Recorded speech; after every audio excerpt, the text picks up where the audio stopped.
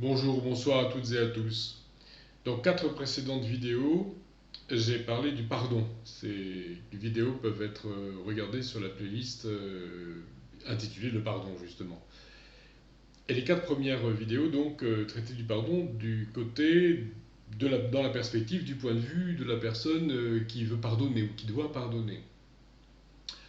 Alors il était temps de parler du pardon du point de vue de la personne qui, elle, se remet en question, qui demande pardon, à supposer que ce soit comme ça qu'il faille s'y prendre. Faut-il demander le pardon de quelqu'un? Comment doit-on agir lorsque on se rend compte lorsque l'on est amené à regretter ses actes ou ses paroles, lorsque l'on est amené à faire sa part pour établir une bonne relation avec la personne qui a été offensée?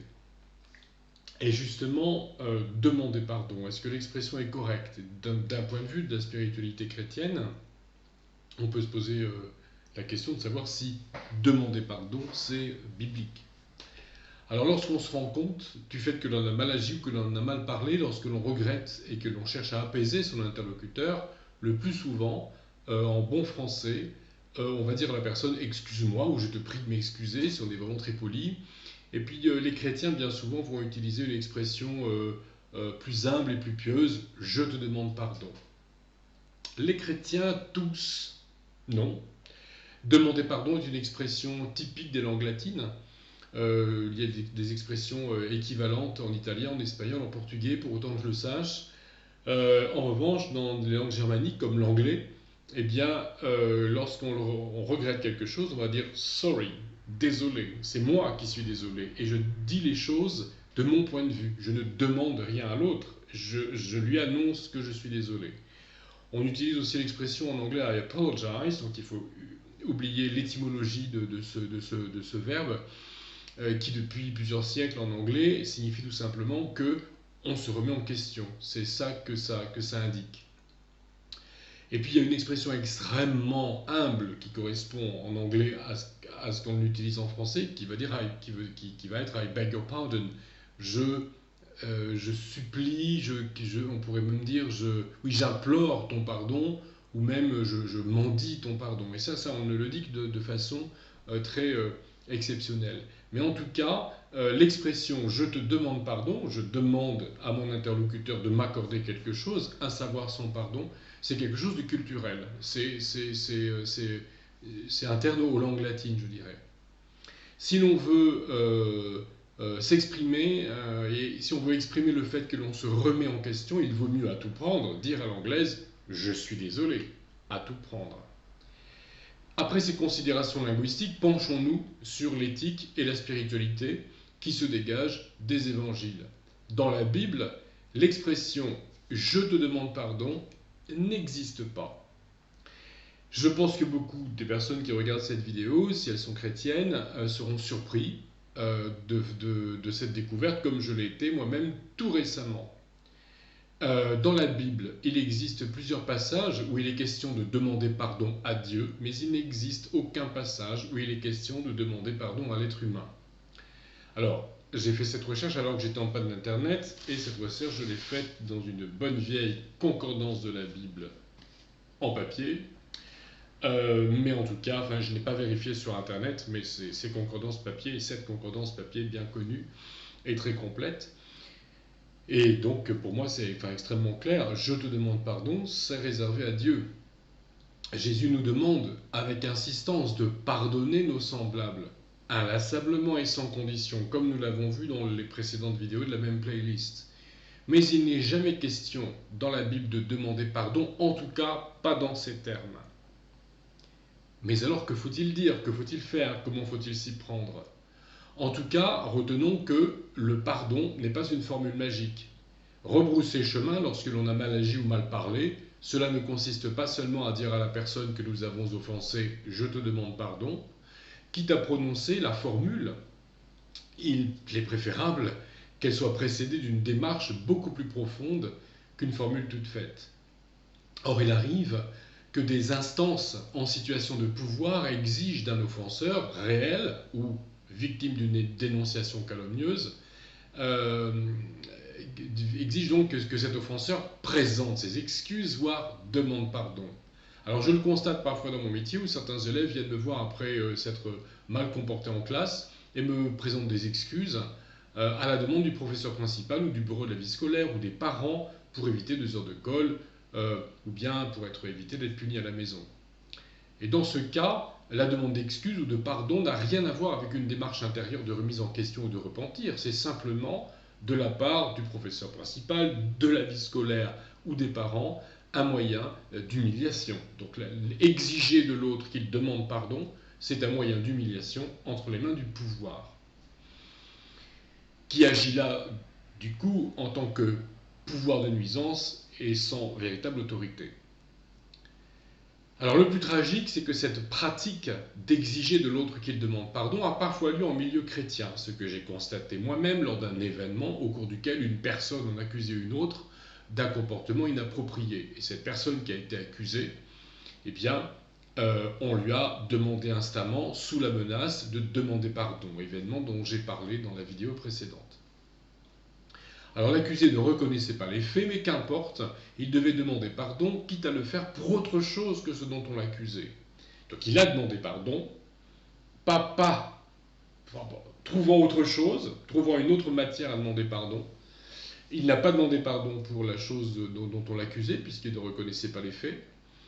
Mais la phrase « je vous demande pardon » ayant été prononcée, le pouvoir et la victime autodésignée étaient satisfaits.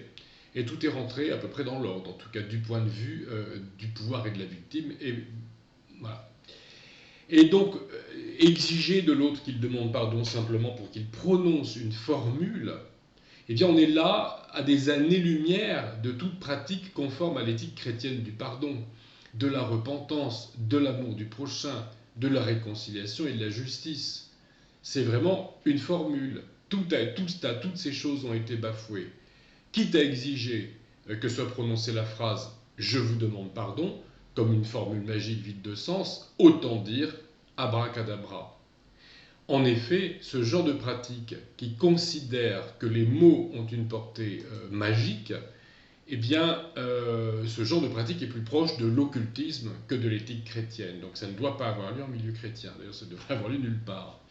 Dans une école non plus, dans une famille non plus. Maintenant, tu vas présenter des excuses, maintenant tu vas demander pardon. Mais accompagnons plutôt les gens dans une démarche de repentance, de remise en question. Et si cette repentance ou cette remise en question n'ont pas lieu, et qu'on exige quand même qu'une formule soit prononcée, le but est simplement d'humilier. Alors la vraie démarche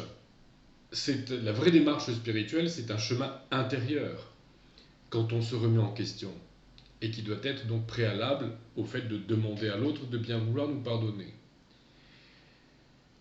Nous avons largement abordé dans la vidéo précédente cette phrase de Jésus « S'il se repent, pardonne-lui ». Donc la vidéo sur les malentendus, sur ce que le pardon n'est pas. Il s'agit de se repentir, s'il se repent, pardonne-lui. Il s'agit de se repentir pour obtenir le pardon. Quitte à réclamer quelque chose à la personne qui a été offensée, en l'occurrence son pardon, faisons d'abord la démarche intérieure, qui consiste à nous remettre en question. Le repentir, voilà donc ce que Jésus préconise. Le terme grec, et j'en parle beaucoup dans mes vidéos, le terme grec qui désigne le repentir est métanoïa, c'est-à-dire qu'il y a en fait un changement d'état d'esprit. Méta indique une transformation et noia vient de nous, ce qui indique le mental. Donc transformation du mental, changement de l'état d'esprit. Voilà ce que c'est que le repentir. Et c'est ça qui doit précéder la démarche de demande de pardon. J'ai mal agi, ou bien j'ai mal parlé, ou les deux, je le regrette et j'informe de ma démarche celui que j'ai offensé. Bien sûr, demander pardon, demander à l'offensé de nous accorder son pardon est une bonne chose, mais avant d'adresser cette demande, il est bon de se remettre en question et de le dire. Alors tout de même, il y a un peu une dérogation à cela, pourrais-je dire. Il existe, me semble-t-il, des situations où le repentir ne précède pas forcément la demande de pardon. Mais c'est-à-dire exceptionnel dans un cas particulier. Je peux en effet demander pardon lorsque je suis sûr de ma position. Je veux me réconcilier avec mon interlocuteur en dépit du désaccord qui demeure. Je ne me repens pas de ce que j'ai fait ou de ce que j'ai dit parce que j'estime que c'était juste, mais je me rends compte tout de même que tu n'es pas d'accord.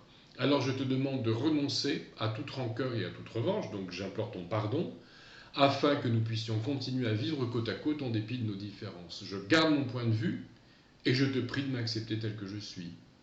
Ce peut être une très belle démarche, d'un côté comme de l'autre. Mais ça reste exceptionnel. On prétend parfois que on prétend parfois ne pas avoir pensé ce qu'on a dit. Mes mots ont dépassé ma pensée. Alors, il faut faire attention avant de dire ça. Parfois, c'est vrai. Mais alors, autant expliquer pourquoi on a parlé plus vite que son ombre. Pourquoi on est sorti de ses gonds. Pourquoi les injures. C'est souvent quand on dit des injures qu'on dépasse sa pensée. Et puis l'autre fois, j'ai vraiment, l'espace d'un instant, pensé pique-pendre de mon interlocuteur sous le coup de la colère. Alors autant m'en expliquer franchement, je ne pense pas que tu sois un gros crétin, un narvalo, et pourtant c'est ce que j'ai dit, je t'ai injurié, j'ai péché contre toi et contre Dieu en insultant mon prochain, mais c'est pas du tout ce que je pense de toi. Mais peut-être qu'au moment où je l'ai dit, je le pensais.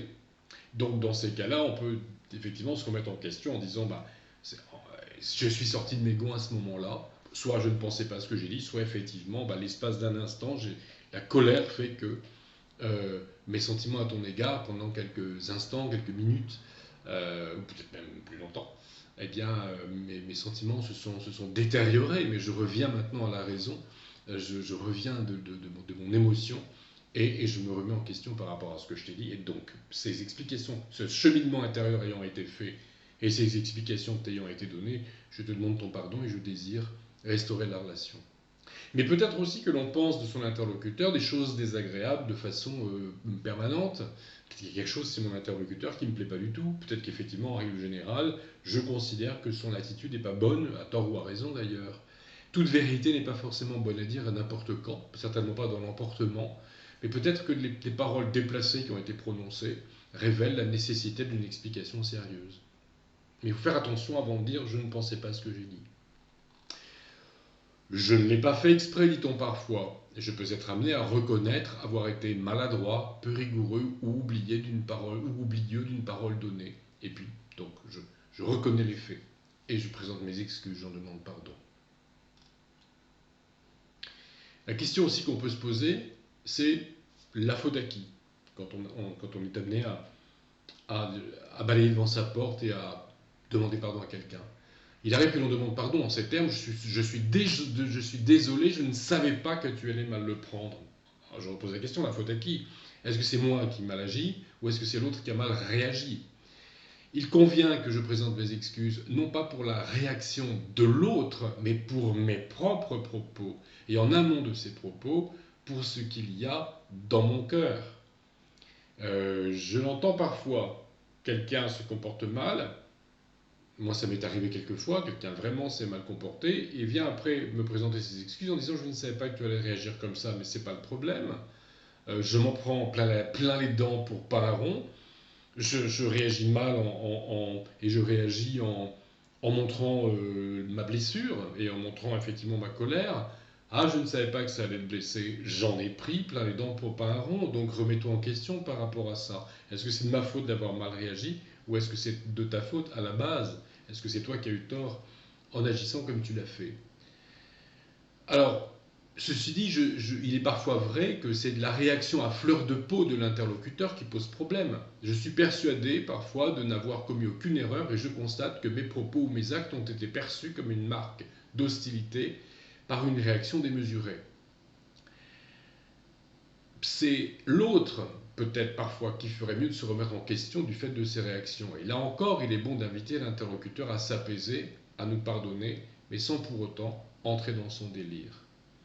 Donc, je ne savais pas que tu allais le prendre comme ça. Parfois, il est abusif de dire ces choses-là, parce que c'est moi qui ai mal agi, qui ai mal parlé. Et parfois, c'est vrai que c'est la personne qui a reçu les propos qui les prend mal, alors qu'en réalité, il n'y a pas forcément de quoi en faire des caisses. Donc, c'est compliqué des fois dans une démarche de réconciliation de savoir où sont les responsabilités. Voilà un petit peu ce que je tenais à dire. Cette vidéo est plus courte que les précédentes sur le fait d'accorder son pardon.